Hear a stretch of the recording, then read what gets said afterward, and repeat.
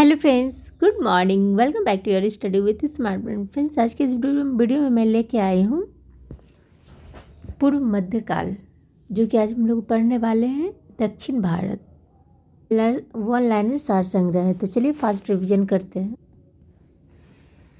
बदामी में दुर्ग का निर्माण करवाने तथा बदामी को राजधानी बनाने का श्रेय किस चालुक्य शासक को है? ये है आपको पुलकेशिन को। किस चालुक्य शासक ने थानेश्वर व कन्नौज के महान शासक हर्षवर्धन को नर्मदा के तट पर परास्त किया और उसे दक्षिण में बढ़ने से रोका? ये हो गया आपको पुलकेशिन।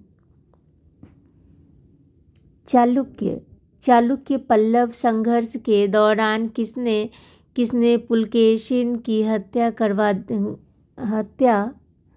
कर वापसी पर कब्जा कर लिया तथा बतापी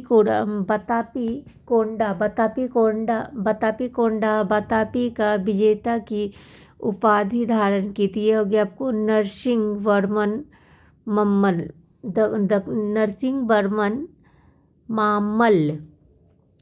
किस चालुक्य शासक ने चेर, चोल व पांड्य को हराया, जिस कारण उसे तीनों समुद्रों बंगाल की खाड़ी, हिंद महासागर व अरब सागर का स्वामी भी कहा गया है? ये कहा गया आपको विक्रमादित्य को कहा गया है। श्रीलंका पर विजय प्राप्त करने वाला चोल वंश का सबसे प्रतापी राजा था कौन था? ये थे राजेंद्र थे। पहाड़ी काटकर एलोरा के विश्वविख्यात कैलाशनाथ मंदिर का निर्माण करवाया था? किसने करवाया था? तो ये राष्ट्रकूट ने करवाया था। किसने तंजौर में बृहदेश्वर मंदिर का निर्माण करवाया था? ये राजराजा ने करवाया था। चालुक्य वंश का सर्वाधिक प्रसिद्ध शासक था पुलकेशिन द्वितीय। कौन सा शहर चोल राजाओं की राजधानी थी? ये थे आपको तंजौर। पांड्य साम्राज्य की राजधानी कहाँ थी? तो ये मदुरै थे। राष्ट्रकूट साम्राज्य का संस्थापक कौन था? तो ये दंतीदुर्ग था। विरूपाक्ष मंदिर का निर्माण किसने करवाया था? तो ये चालुक्य ने करवाया था। पल्लवों के एकाश्मीय रथ मिलने वाला स्थान है महाबलीपुरम। होयसल की राजधानी का नाम क्या है? तो यह आपको हो गया द्वार समुद्र। महाबलीपुरम जो एक मुख्य नगर है, वह कला के किन शासकों को रुचि को दर्शाता है? तो ये हो गया आपको पल्लवों को। यादव सम्राटों की राजधानी कहाँ थी? तो ये थी आपको देवगिरी। चोल राजाओं ने किस धर्म को संरक्षण प्रदान किया था? तो ये शैव धर्म को किया था। प्रथम भारतीय शासक कौन था जिसने अरब सागर में भारतीय नौसेना की सर्वोच्चता स्थापित की थी? तो ये आपको राजा थे। किस शासक के पास एक शक्तिशाली नौसेना थी? ये आपको चोल के पास था। भगवान नटराज का प्रसिद्ध मंदिर जिसमें भारतनाट्यम शिल्प कला है, कहाँ स्थित है? ये आपको हो गया चिंदवरम में। राष्ट्रकूटों को किसके द्वारा उखाड़ फेंका गया था? तो ये तौलब के द्वारा। प्रशासन के क्षेत्र में चोल राजवंश का प्रमुख योगदान है सुसंगठित स्थानीय स्वशासन में। एलोरा के प्रसिद्ध कैलाश मंदिर का निर्माण किसने करवाया था? तो ये आपको कृष्ण ने करवाया था। किसने कन्नड़ काव्य शास्त्र की प्राचीनतम कृति कवि राजमार्ग की रचना की है? तो ये हो गया आपको अमोघ वर्ष ने। किस राजवंश का काल कन्नड़ साहित्य के उत्पत्ति का काल माना जाता है? तो ये हो गया आपको राष्ट्रकूट का। मंदिर स्थापत्य कला की द्रविड़ शैली का आरंभ किस राजवंश के समय में हुआ था? तो ये पल्लव के समय में हुआ था। चालुक्य विक्रम संवत का प्रचलन किसने किया? तो ये विक्रमादित्य चौथा ने। चोल काल में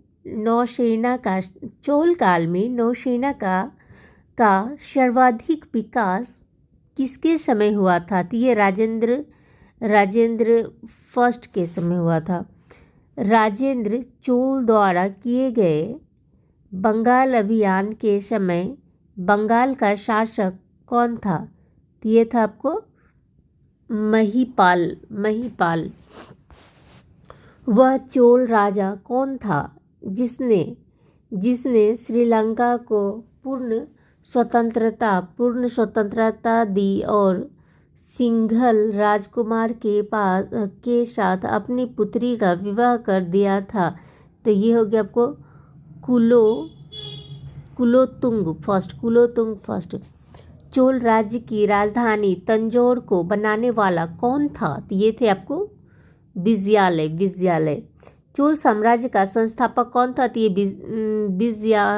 विजयालय। भारत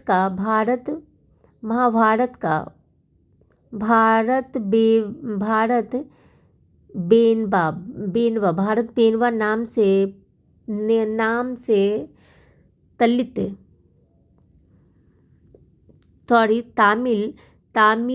तमिल में किसने अनुवाद किया? ये किया था किसने? पेरुदेवनार ने। अजीब सा नाम है। पल्लवों की राजभाषा थी कौन थी? तो ये संस्कृत थी। चोल काल में सोने के सिक्के कहाँ कहलाते थे? कुलुंजू कहलाते थे।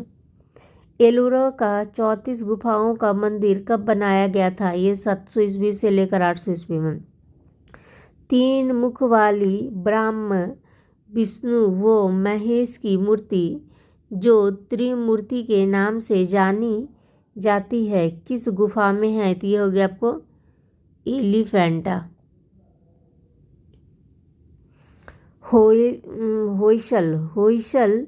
होयसल स्मारक पाए जाते हैं हलेबीड और बेलूर में।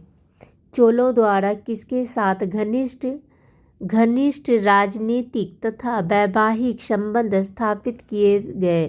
तो ये बेंगी के चालुक्य के द्वारा।